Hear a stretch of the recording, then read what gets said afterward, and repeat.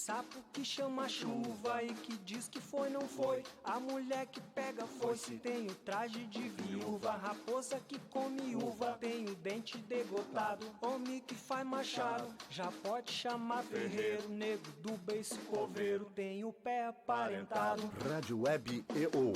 Aqui se faz, aqui se paga. Mais um Please de Soissons. E hoje nós vamos conversar com a Suzane Rebaud. Eu fiquei pensando um pouquinho sobre o que me autoriza a falar sobre o Please de Soissons, e é o básico, lugar de fala. Eu tenho mais de 60.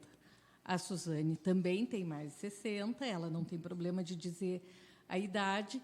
E, como eu falei, a combinação desse programa é a gente alternar quem já tem mais de 60 com quem ainda está bem longe dos 60, para se pensar aos 60, ou até para dizer, nem me penso aos 60 anos, não imagino como será, e nem estou me preparando para isso, ou já estou me preparando para isso. Então, eu vou começar perguntando para a Suzane. Suzane, tu te preparaste para os 60 em algum momento tu pensaste sobre isso? Nunca. Mais pertinho? Não, nunca pensei. Eu não tenho muita cronologia na minha vida, assim.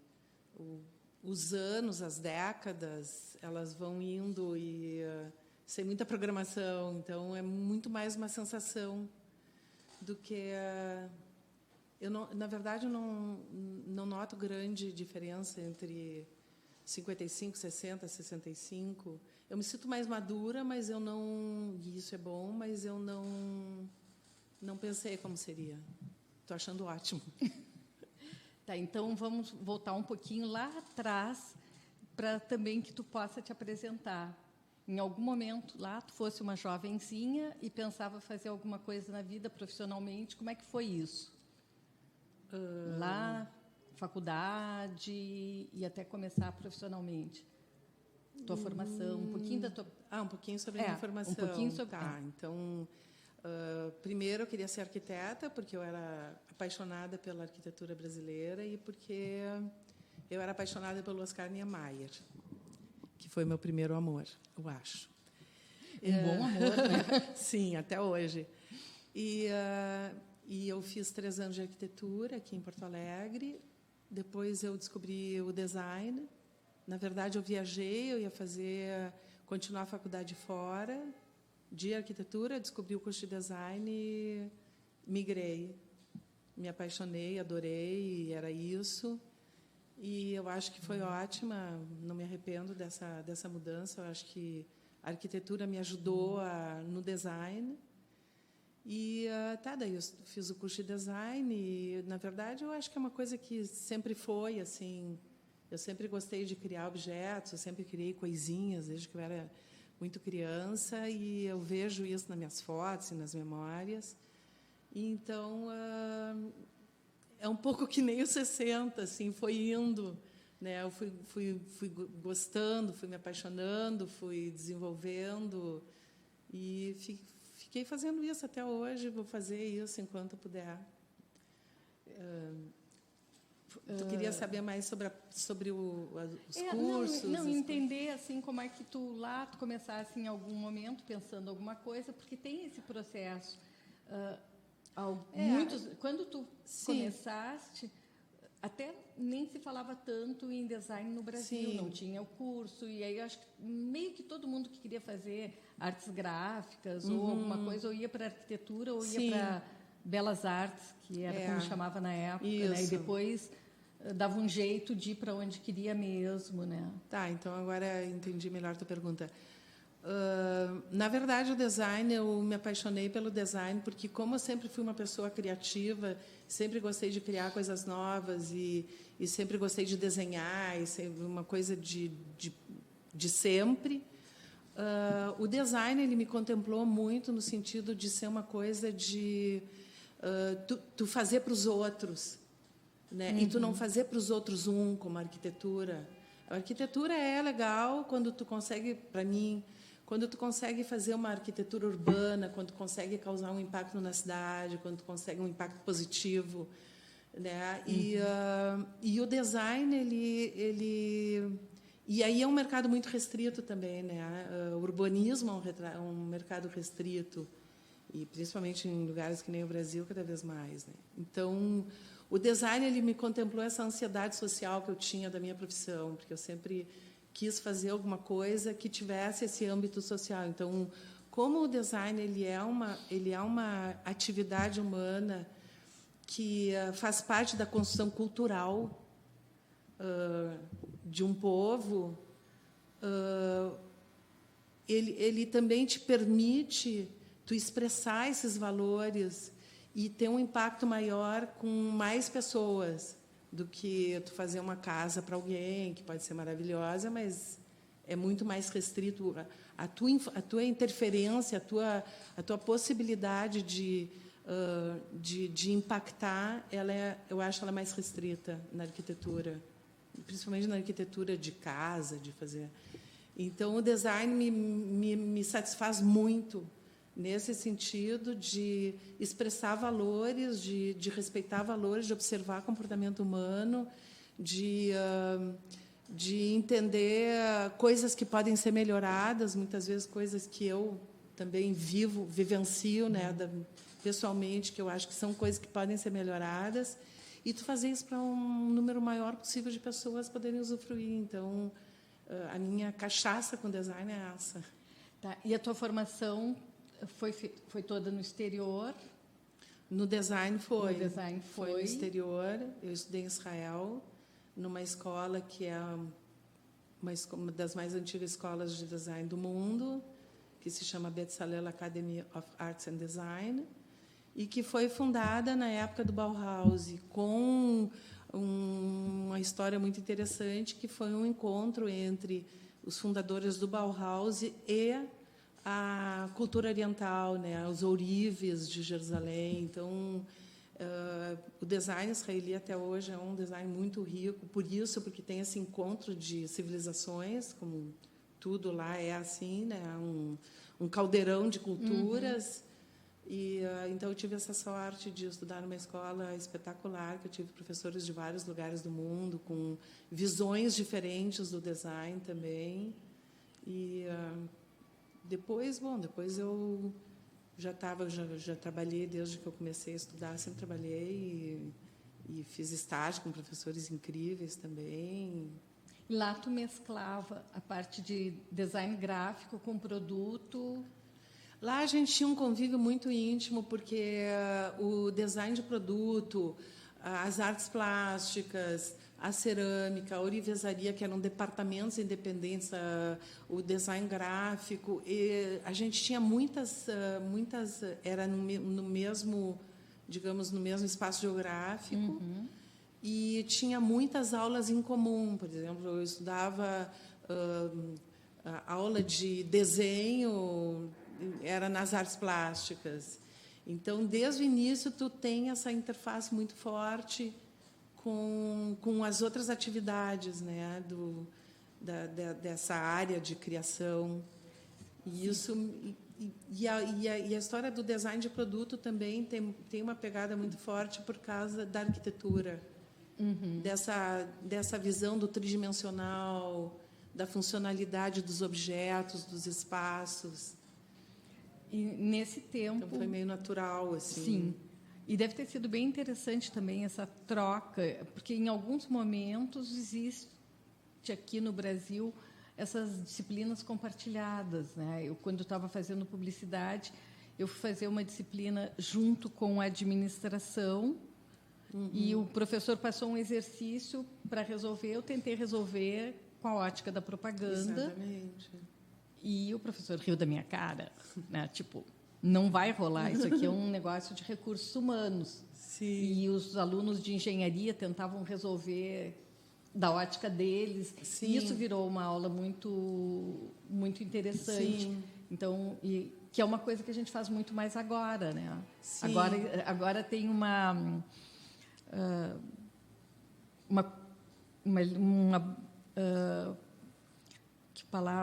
supervalorização da multidisciplinaridade, uma descoberta disso. Sim. Já há alguns anos, sei lá, 10, 15 anos. Sim. mas que traz essa riqueza e contraria aquela coisa tão específica que se passou por algum período. Então, lá já era assim, porque já nasceu uma escola integrada, né? Ela já tinha esse olhar desde o início de integração entre essas atividades, porque quando chegaram essas pessoas do Bauhaus que quiseram olhar para o Oriente, quiseram entender, e lá já tinha essas oficinas, então já teve desde o início esse DNA, né, tanto o DNA de interação. Eu tive aula de xilogravura, porque quando a gente foi estudar os sistemas, os métodos, as técnicas de impressão, eu tive aula de tipologia, de botar letrinhas, e, ao mesmo tempo, de xilogravura, que era uma coisa das artes, né, da Escola de Artes. E, fora isso, eram professores também que vinham de lugares diferentes. Né? Lugares significa países. Sim, da Polônia. Eu tive professores, porque tem um método lá, um sistema que se criou desde o início, de trazer professores convidados. Né? Então, eu tive professor da Holanda, eu tive professor americano, eu tive professor israeli, eu tive professor polonês. Então, tu começa a ter uma visão das escolas e desses olhares que enriquece muito, né, a tua base profissional. Desse início profissional, que começou mais com gráfico ou mais atuando já profissionalmente, mais com gráfico ou mais com produto? Mais com gráfico. Mais com gráfico. Mais com gráfico, porque o meu ênfase lá, quando eu fiz a faculdade, era do design gráfico.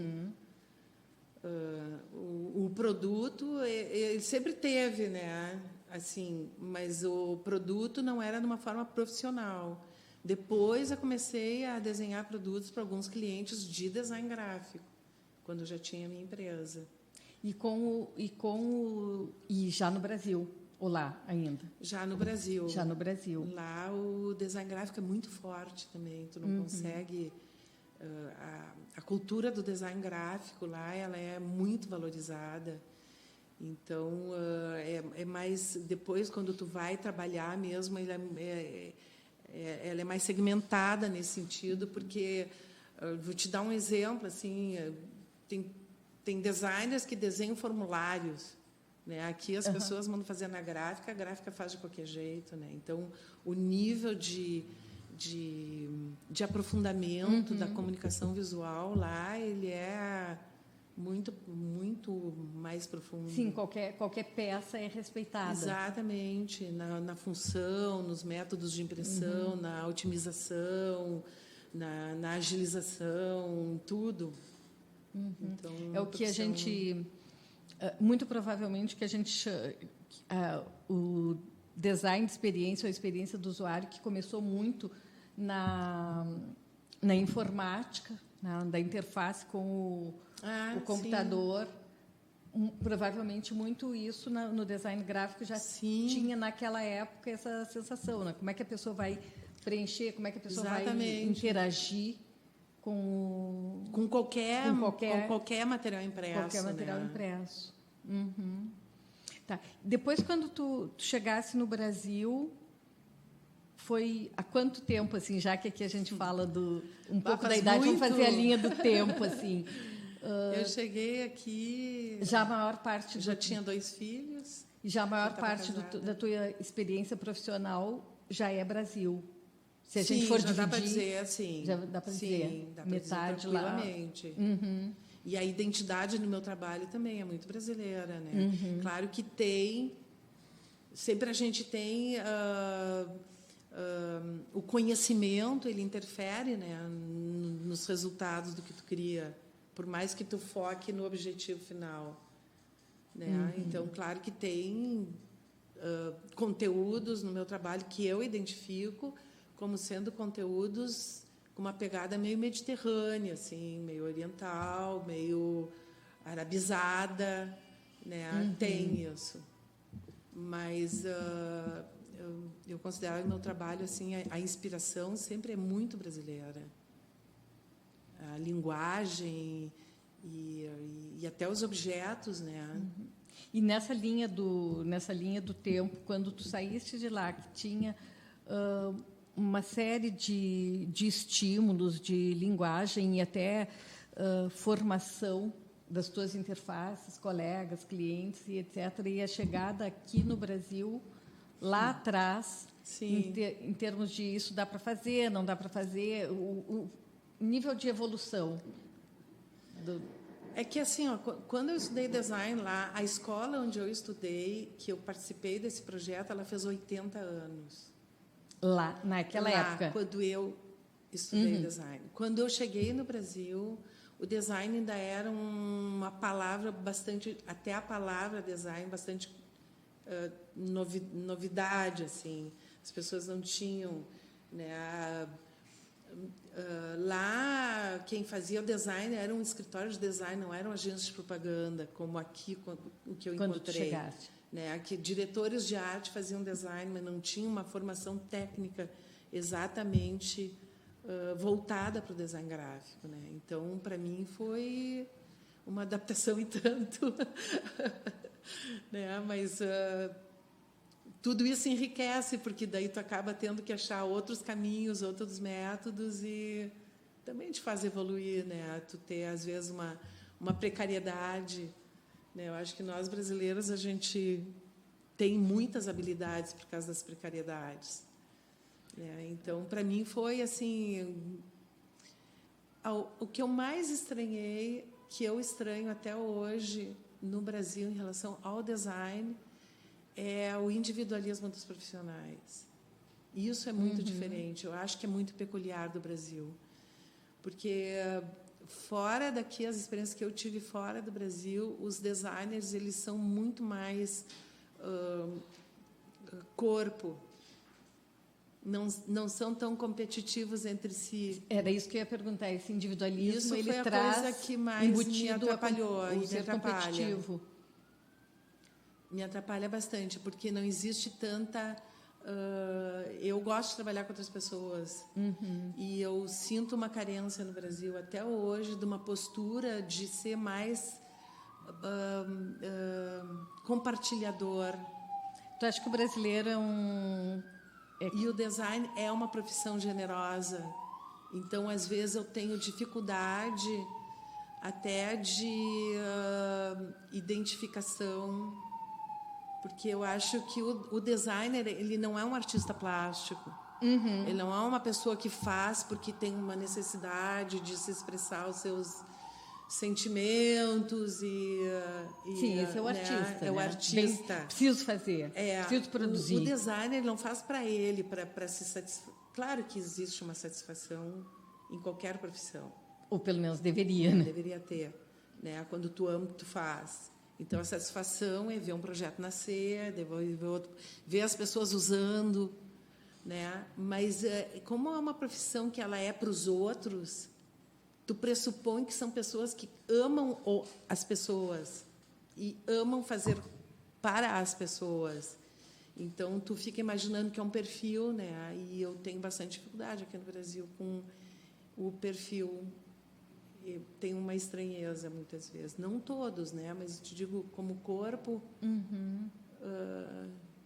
de as pessoas serem mais egocentradas e não terem essa coisa de colega, sabe? De vamos fazer junto. Foi isso que eu estranhei mais, eu acho. Porque a precariedade tecnológica, a gente sempre consegue dar um balão, né? Tu acha que o brasileiro ele está sempre competindo, mas meio dissimulado, assim, porque tu está falando e eu fiquei pensando, porque o brasileiro tem essa coisa, eu sou mais, o brasileiro é mais largadão, é mais isso, é mais aquilo, mas talvez tenha, né, uma competitividade que a gente tem dissimulada. Uma cultura muito mais individualista aqui, muito mais individualista. As pessoas tentam achar a solução para si e não de uma forma coletiva. Então, isso já demonstra, né? Eu não quero resolver o problema do lixo da rua, eu quero resolver o problema do lixo da minha casa, do meu apartamento, do meu lixo.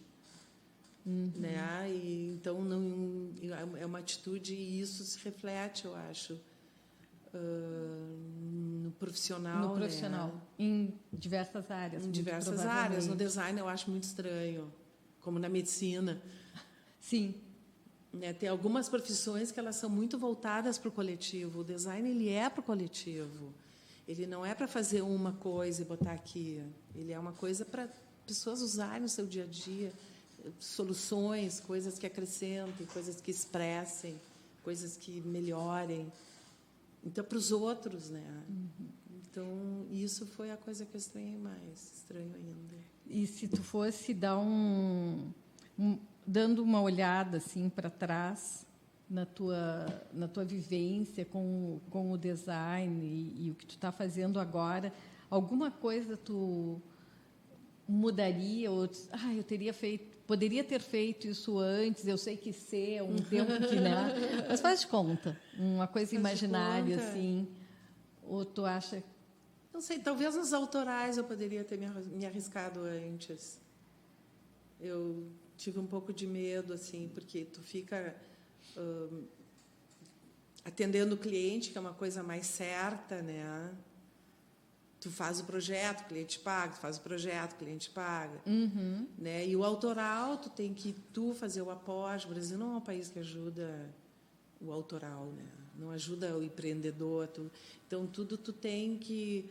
Para desenvolver um produto teu, tu tem que fazer um investimento, tu tem que botar o tempo, tu tem que te dedicar. Enquanto que tem ali o cliente, né, já te ofertando, né, uma coisa que... Fazendo uma troca de trabalho por dinheiro. Isso. Direta. E no autoral, não, é tudo no incerto, né? Mas, foi assim que foi. Pois é, eu não gosto de ter muito arrependimento das coisas, assim. Mas eu acho que, às vezes, quando a gente... podia ter sido mais atrevida, assim. Eu acho que quando a gente pensa coisas, principalmente mais lá na frente, né? Ou aqui na frente, Sim. Quando a gente pensa coisas que a gente poderia ter feito antes e a gente consegue imaginar o que travou, sim, talvez isso ajude para daqui para frente, daquela tomada de consciência, a gente deu uma superada nesses... sim. Nessas travas, sim, assim. de se arriscar mais. De se arriscar mais. Isso é um negócio muito bom de depois dos 60, que eu estou gostando muito, porque tu não tem mais aquele compromisso assim com filhos, né, com uma rotina. Tu é uma pessoa mais livre. E se alguma coisa não dá certo, é tu, né? Não impacta tanto, né, em outras pessoas. E eu acho que também tem algumas datas, elas são clássicas, assim, né, como momentos de reflexão ou viradas, e eu acho que cada pessoa chega nessa data, ou para algumas pessoas 30, outras 40, Sim. outras, sei lá, 50, 60, algumas pessoas passam direto e não repensam, enfim. Mas tem isso, né? E eu acho que pensando assim, quando a gente consegue dizer, não, olha só, eu posso fazer diferente, eu posso aproveitar, solta, né? Não Sim. que a gente vá fazer, não é fazer uma loucura do tipo, se a minha vida acabasse amanhã, então eu vou fazer toda... Não é isso, não, né? Construtivo. Mas eu acho que é uma coisa construtiva, assim, de... Outro dia eu estava pensando sobre isso, dirigindo, eu sempre penso bastante, quando estou dirigindo, assim, que eu acho que os 60, a vida depois dos 60, ela é meio como o que a gente fala que os pais educam e os avós deseducam. Na verdade, eles não deseducam, eles só sabem que tem certas coisas que sim, né, vai acontecer do jeito que tiver que acontecer. E eu acho, talvez seja isso, né? A partir uma de uma serenidade, né? Exatamente. Bom, vai acontecer do jeito que tiver que acontecer. Eu vou cuidar, vou ser responsável ou irresponsável, enfim. Mas não se tem controle de absolutamente tudo. Não se tem. Não. Então... É que eu acho que a gente tem um pouco mais a noção de que não é fazer isso ou aquilo que vai acabar o mundo. Não Sim, vai a gente acabar já sabe mundo. os sofrimentos que a gente teve que foram, ai, que bobagem, por que eu sofri por causa daquilo? Que tu achou que ia acabar o mundo, né? Isso, essa vai desabar o mundo.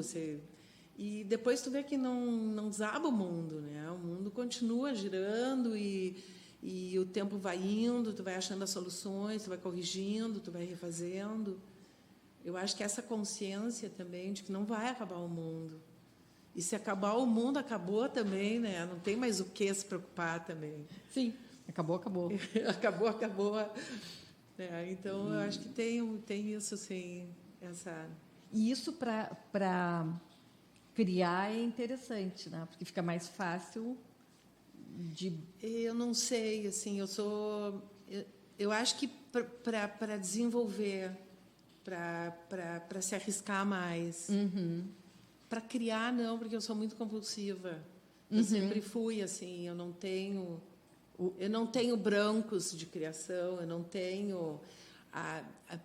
Semana passada, eu comecei a desenvolver um projeto com uma pessoa, com uma outra designer, e me chamou a atenção que ela me disse assim, vamos olhar, sabe? Só que na hora que a gente estava conversando, que a gente estava falando sobre um objeto, eu já tinha tido trocentos caminhos, né? Eu não, claro que é importante pesquisar, justamente para tu não fazer uma coisa que já existe. Sim. E também para não fazer mais do mesmo. Claro. Né? Então, é importante pesquisar, mas eu faço essa pesquisa depois. Depois que eu já tenho uma convicção, depois que eu já acho que é uma boa ideia, já acho que acrescentou, já acho que melhorou, que deu uma solução melhor, no mínimo isso, ou que está expressando algum valor. E daí eu vou ver, deixa eu ver um pouco se eu não estou, fazendo ovo de Colombo, que já foi descoberto reinventando a roda 500 vezes, né? Então, nesse sentido, sim.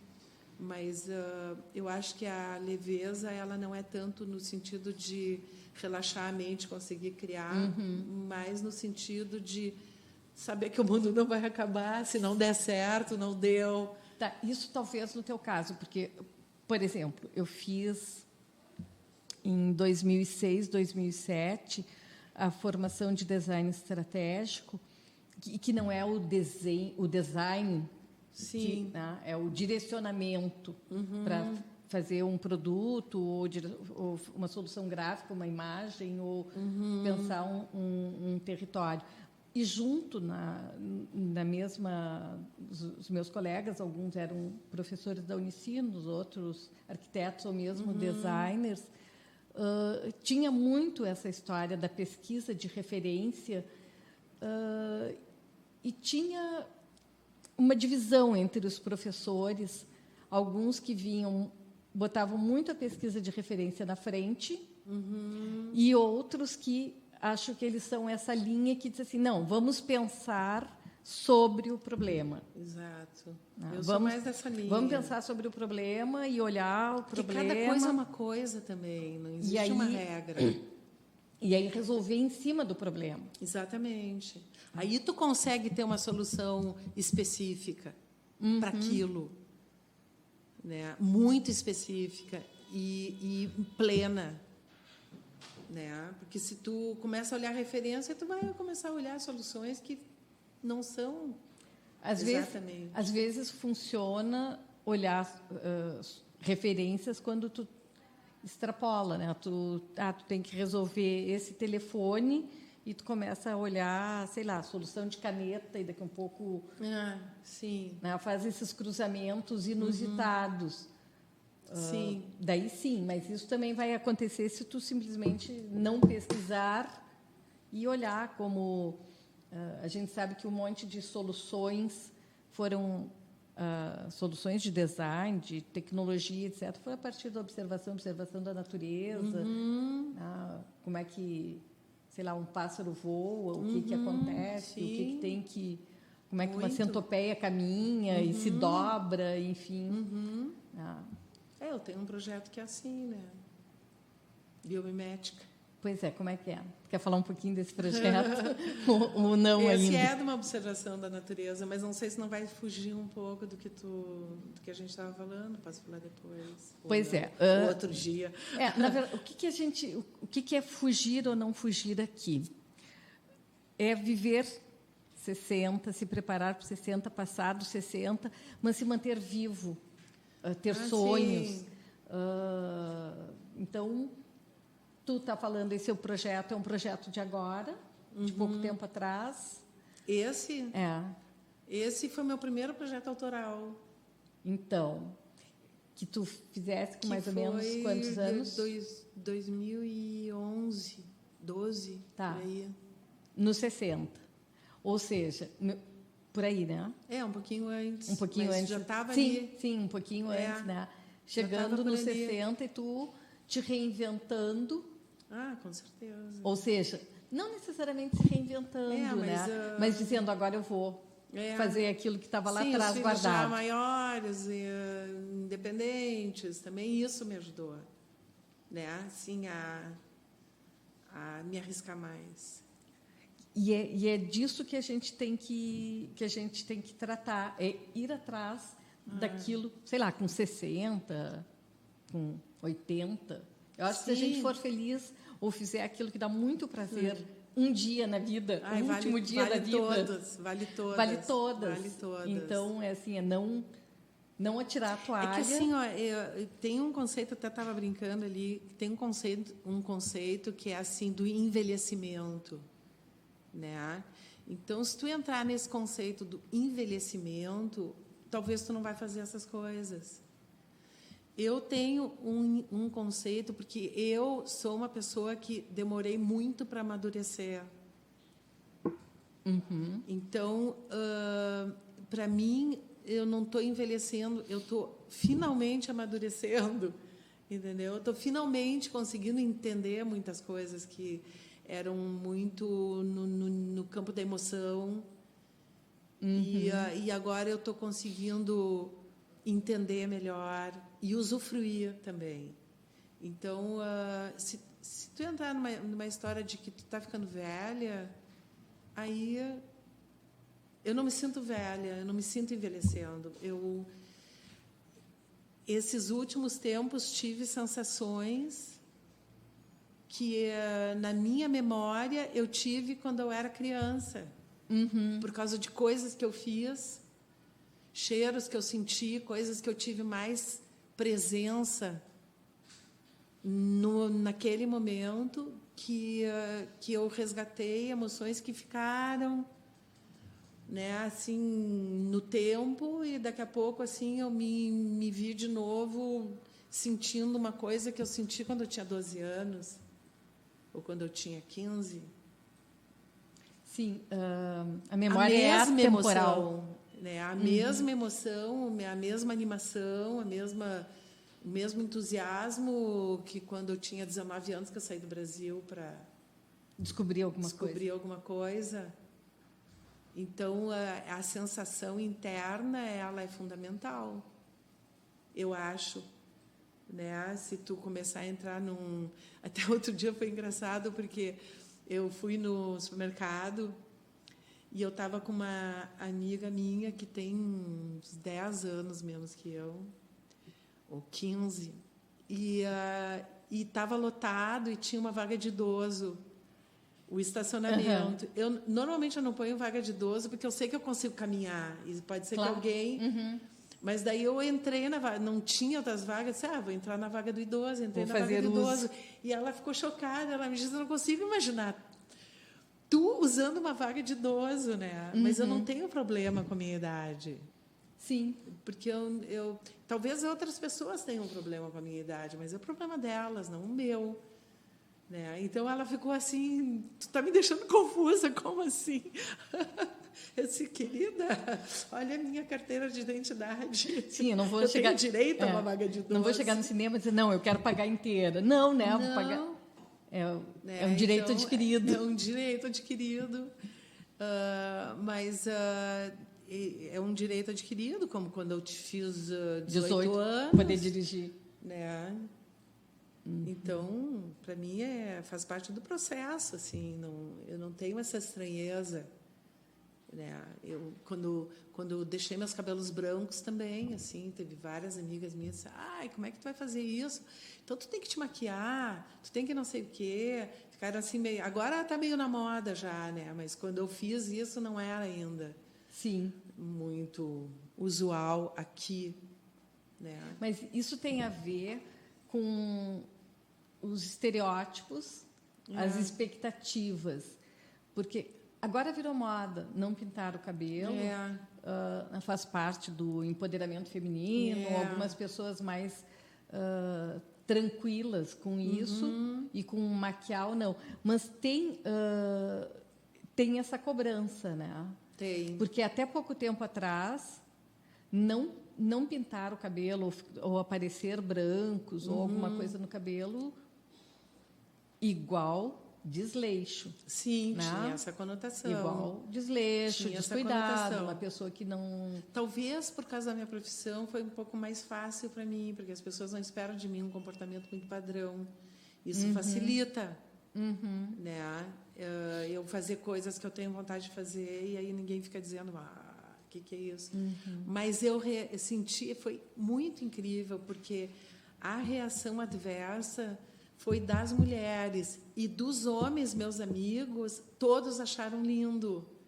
Então, às vezes, eu acho que nós, mulheres, fazemos coisas que a gente acha que os homens vão preferir e não é óbvio. Sim.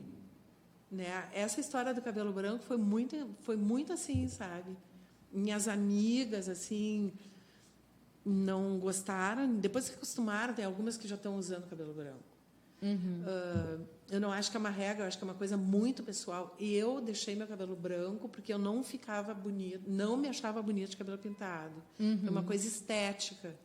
Não foi uma coisa assim, vou me empoderar e vou deixar meus cabelos brancos. Não ficava bom. Não ficava natural, não ficava eu. Não tinha a ver comigo pintar os cabelos, mas eu acho ótimo pintar os cabelos, não tenho nada contra as pessoas pintarem os cabelos, nem homem nem mulher. É engraçado isso dos cabelos, eu já pensei muito sobre isso. E quando a minha avó, uma delas, não pintava o cabelo, desde que eu a conheci, ela já tinha assim, aquele cabelo branquinho. E ela tinha 70 anos, 70... sei lá, quando acho que as minhas memórias dela, ela devia ter 68, 70 anos, tinha o cabelo bem branquinho, e ela era super vaidosa e estava sempre cuidando. E a outra avó pintava. Sim. E era bem mais nova, e pintava o cabelo, e ela só parou de pintar, eu acho que, não sei, pelos 70 anos também, mas ela era muito mais nova, né? A mãe da minha mãe, ela devia ter, sei lá, não tinha 50 anos, eu acho, quando eu nasci. Então, tinha uma diferença muito grande de idade entre uma avó e outra. E eu nunca tomei assim, uma decisão. Meu cabelo já é totalmente branco, e o que eu fui fazendo foi deixar como eu faço um tonalizante, os brancos meio que eles é a parte mais clara do meu cabelo. Mais transparente. É a parte não mais fica aquele capacetão pintado. Mas assim. eu tenho dúvida se eu não tenho... Não tenho dúvida, não, eu tenho certeza disso. Eu não consigo ainda me encarar, tipo, vou deixar o cabelo branco e vou sair na rua sem me maquiar, por exemplo. Eu acho que o meu mecanismo, o meu imaginário, o meu espelho me diz que eu preciso dessa compensação. Fica ótimo para ti, por sinal. Eu acho que eu preciso dessa compensação, mas isso tem a ver com o meu jeito de me olhar. Exato. Ontem eu estava escutando uma pessoa daqui de Porto Alegre falando sobre a questão de peso e a preocupação das pessoas com peso e tal, e ela disse que um grupo de amigas super inteligentes, super isso, super aquilo, depois que trataram todas as coisas importantes, caiu no papo de eu preciso... E enquanto eu estava ouvindo, era um IGTV, assim, eu acho, alguma coisa assim, não me lembro, estava na internet assistindo. Eu fiquei pensando, eu gosto de cuidar do meu peso, porque tem um peso que eu me sinto bem. Sim. Mas não tem a ver tem mais gordura ou menos gordura. É um peso que me dá mais flexibilidade, que me dá mais agilidade. Exatamente. É um peso que, assim, esse é o meu corpo, Sim. não tem um corpo anexo. Né? Sim. Então, claro que eu prefiro estar com um peso normal, assim, né? Dito normal, também pela questão estética. Mas meu primeiro sentimento é esse. Esse é o corpo que eu caibo. Sim. Né? Esse é o meu corpo. Esse é o meu corpo, exatamente, de me reconhecer. Sim, Esse e negócio eu de acho que no cabelo tem a ver isso também tem a um ver, pouco. porque eu tinha, tu falou isso aí, eu me lembrei, eu tinha muito pânico, assim, pânico é uma palavra um pouco exagerada, mas não, era um pouco pânico, tá? Assim, de não ver o meu processo de envelhecimento, que é a palavra que eu não gosto, mas estou usando, né? Assim, o processo de passagem do tempo seria mais adequado. Então, assim, não ver esse processo e esconder de mim a sensação que eu tinha. Não quer dizer que sirva para outras pessoas, mas a sensação que eu tinha era que eu não queria, assim, digamos, perder esse processo e ter uma estranheza comigo lá mais adiante. Entendeu? Sim, porque uma hora bate, né? Uma hora bate e eu também respeito totalmente, acho que cada um sabe de si, mas eu não sou uma pessoa de fazer interferência, então eu não tenho interferências, né, no rosto. Então, daqui a pouco, assim, tu não tem interferência no rosto, e o teu cabelo não acompanha essa evolução do tempo, né? E daqui a pouco lá adiante tu tem uma dicotomia enorme e daí tu quer ver teus cabelos brancos, mas tu nunca viu eles. Eu tinha um pouco esse processo comigo, por isso que eu não pintei, de deixar ir junto tudo, né? E não ter uma estranheza. A gente tem, né? Sim. O tempo vai passando, descobri mais uma.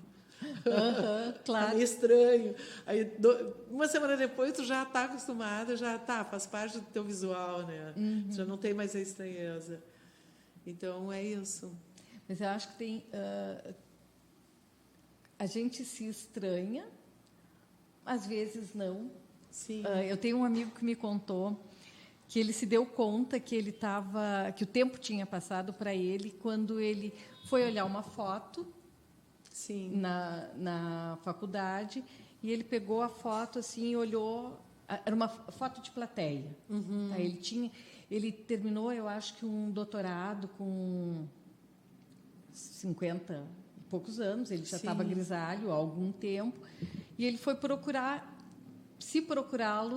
numa banca que ele estava assistindo de um colega, e onde estou? Onde estou? Daqui a pouco ele disse assim, é esse senhor que está aqui. Eu sou um senhor. Ele, não foi o espelho, né? Foi uma foto, foi um quadro parado que trouxe isso. Olha aqui, ó, o tempo passou. Tem o lance de, daqui a pouco, do nada, alguém te chama de senhora, né? É tu. O que acontece muito comigo, assim, começa a senhora e termina tu.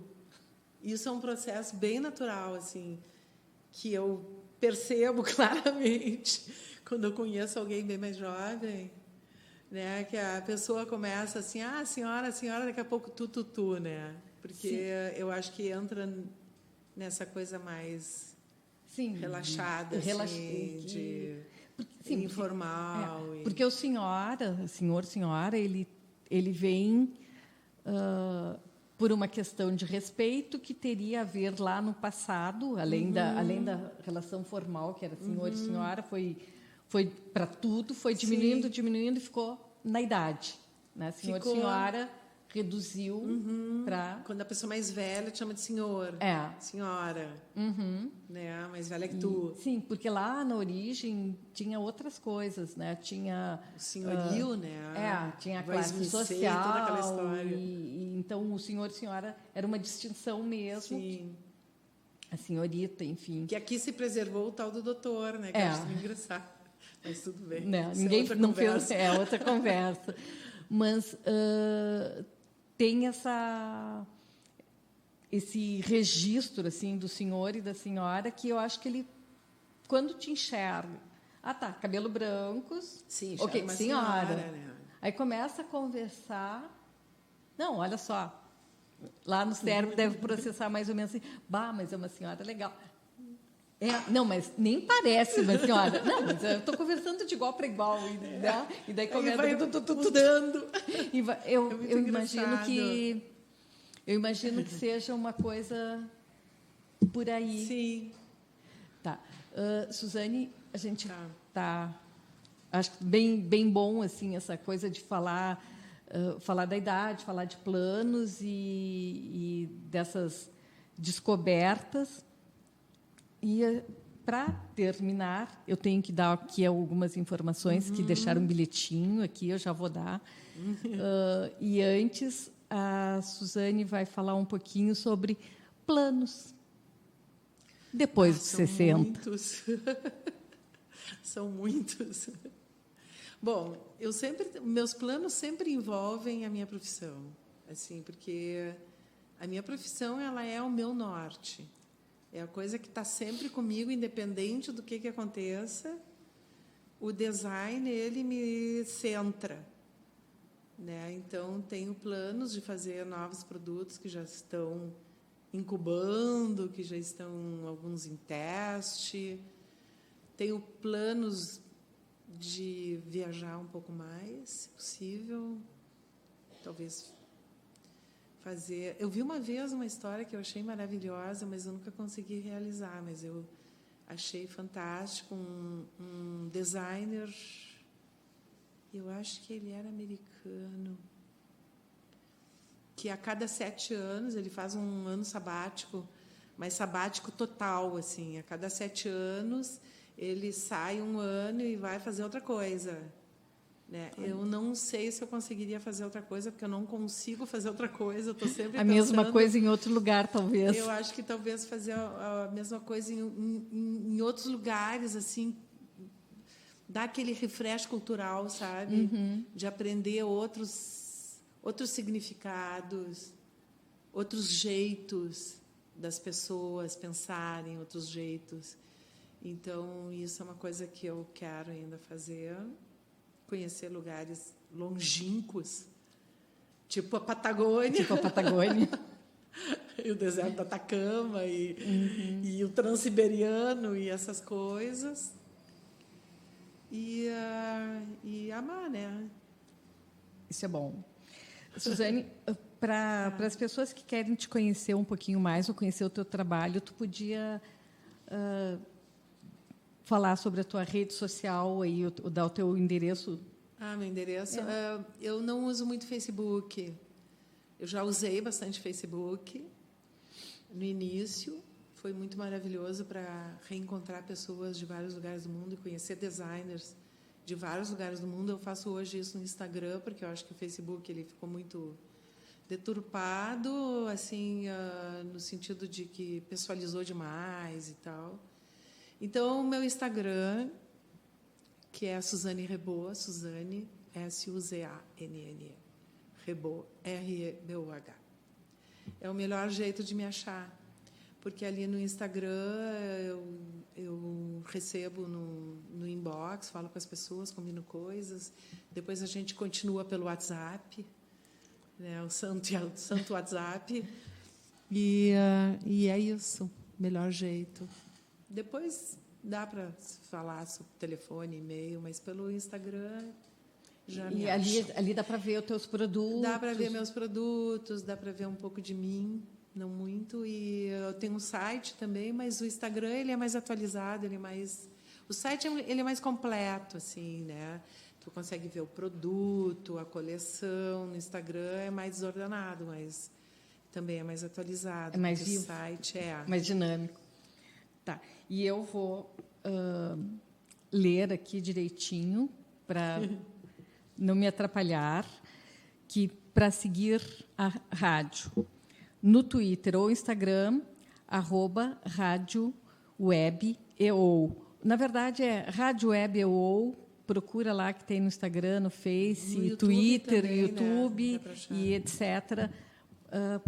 Vale a pena dar uma olhadinha para rever os programas, ver o programa, tudo que tem por aqui.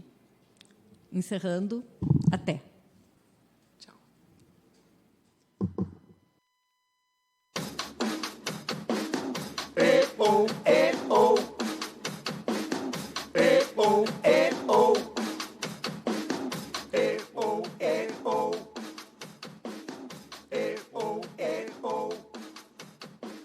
Sapo que chama chuva e que diz que foi, não foi. A mulher que pega foice tem o traje de viúva. Raposa que come uva tem o dente degotado. Homem que faz machado já pode chamar ferreiro. Nego do beiço coveiro tem o pé aparentado. Rádio Web EO.